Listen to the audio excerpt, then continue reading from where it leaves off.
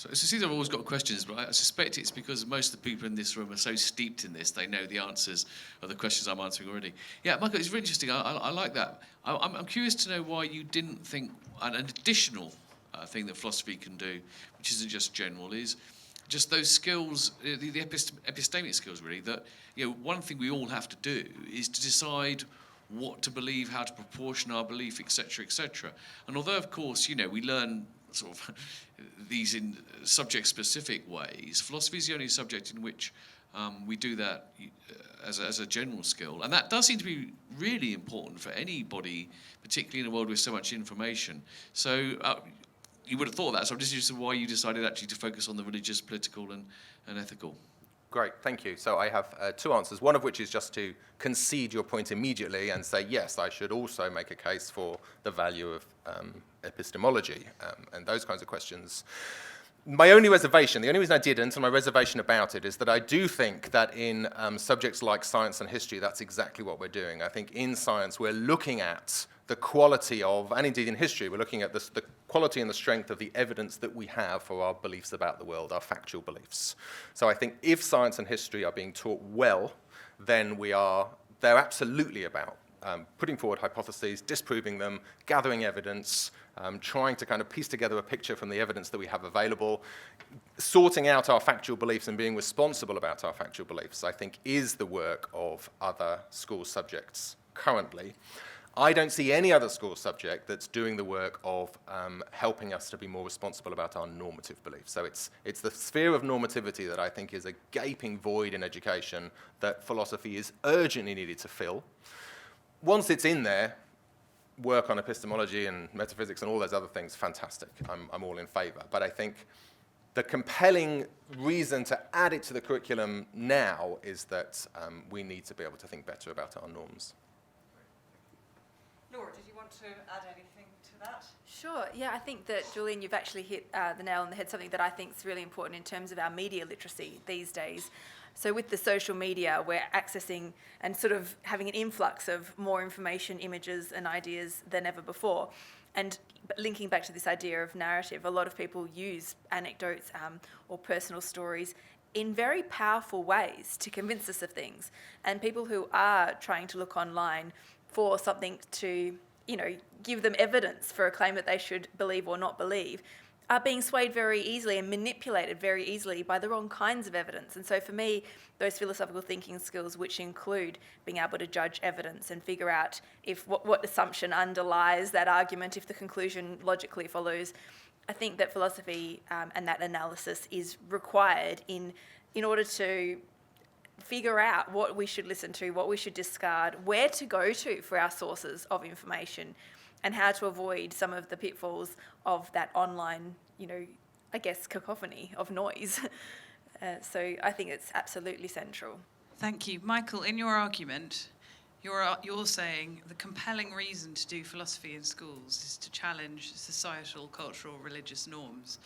But if you've got a government that's saying here are fundamental, in inverted commas, British values, or you have faith schools, how is that argument going to sit with them or the government?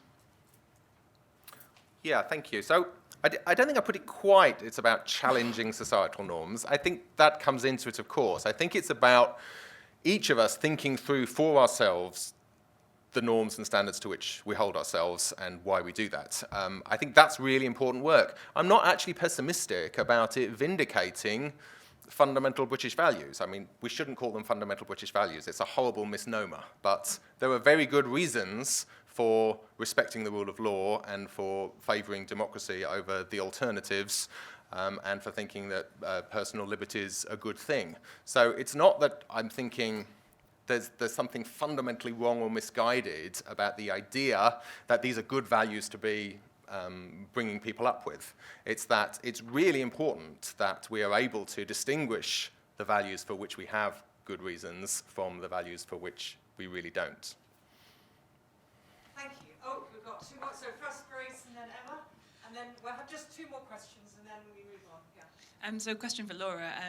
Your sort of claim that the educational scene is already kind of full of rich stories and that these provide amazing opportunities for philosophy and for moral education is so incredibly close to my heart.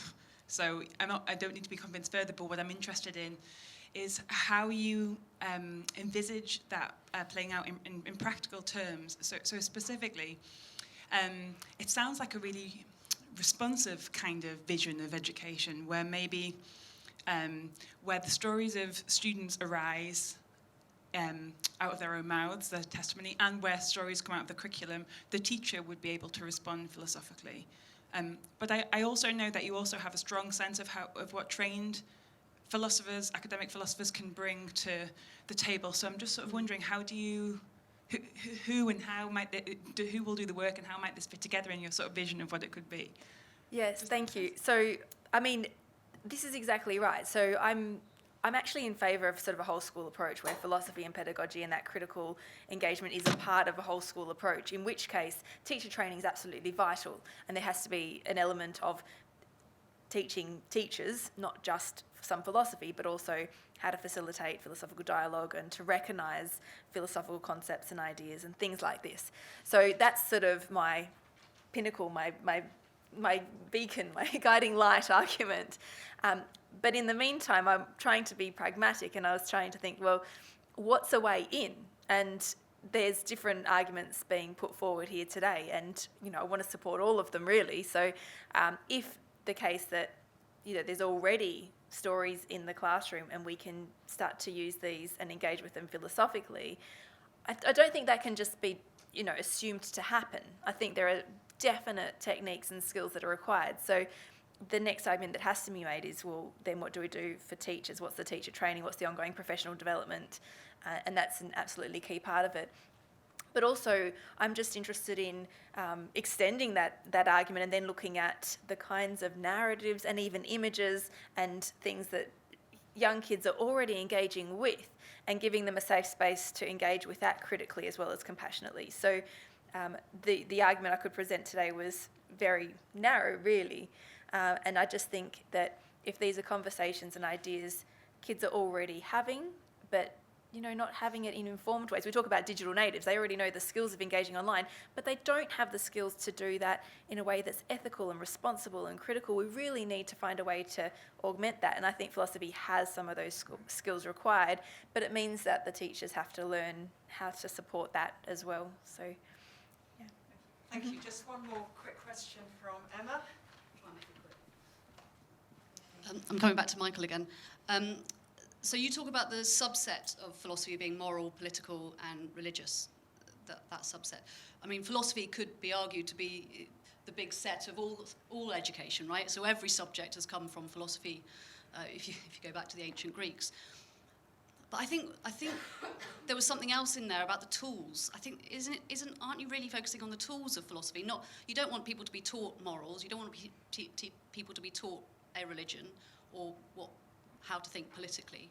There's something else there, I think, which is a bigger subset. I didn't have philosophy at school, so I'm not very good at articulating myself. I'm not totally sure if I understand the question, but let me have a go. I'm not at all averse to talking about this as a toolkit. Yeah, I mean, I think we all have these values and norms that we hold ourselves to. It's really important to me that we have the tools available to us to interrogate and critique and swap out and introduce new ones. Yeah, that's tools. I mean, I think if tool implies that it's not useful to look at substantive philosophical theory, then I disagree with you. I think it's really, really important to look at the substantive arguments that philosophers have made and the reasons they've given for those arguments. And I think that helps us to understand why morality and law are so crucial, what justifies them, why we need them. So I wouldn't want tools to exclude the notion of some study of some really important philosophical arguments and theories, but broadly speaking, I'm comfortable with talking about this as a toolkit, I think. I have no idea if that addresses your question. No, I think it does. I think the issue I had was the fact that we could go on to say, well, we just teach religious education, moral education, and political education, and then leave the philosophy out. Whereas what you're talking about is actually having the philosophy to be a central part of those. Yeah, so I think my thought is that the disciplined interrogation of norms, it just is philosophical work. I take philosophy to be fundamentally conceptual and normative, and where you're concerned with justifying norms, attending to norms, looking at what justifies them and where they're not justified, that seems to me you're just doing philosophy. In the end, I don't really care whether we call it political education or moral education or religious education or philosophy. We need to recognize that we're doing philosophy when we are interrogating normative justification.